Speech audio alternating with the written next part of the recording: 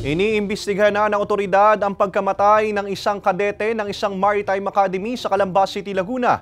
Samantala, ang pamilya ng biktima hindi naniniwalang walang foul play sa pagkamatay ng kaanak. Nakatutok si Denise Abante.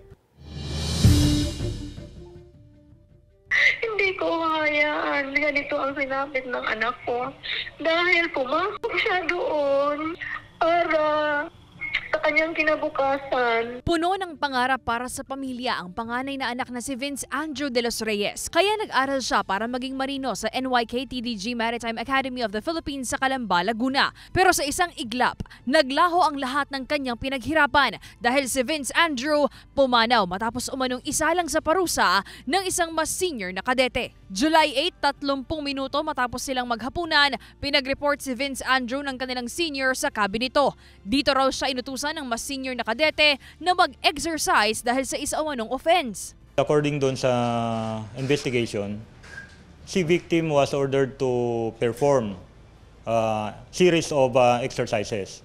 So yung una is a squat thrust for 100 repetitions. Then yung pumping, another 100 repetitions. Then yung last kung saan siya nag-collapse is yung star jump.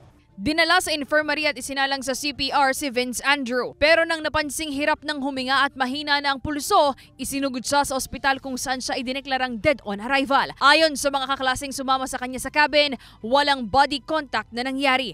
Pinag-exercise lang anila si Vince Andrew. Hinihintay pa ang resulta ng autopsy. Nakita natin doon sa investigation na hindi intensyon ng suspect na patayin yung victim. Sa tingin namin hindi naman nahis yung bata, but titingnan natin pa rin yung report ng medico-legal.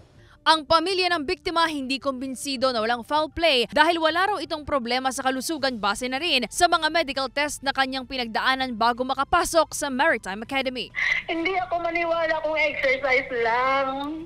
Exercise? Ikamamatay.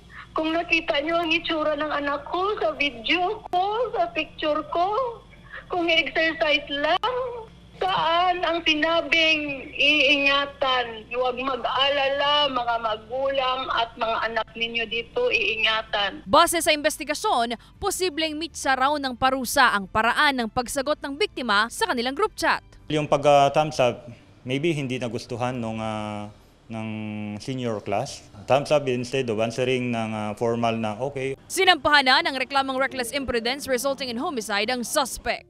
Maghintay na lang po tayo sa korte.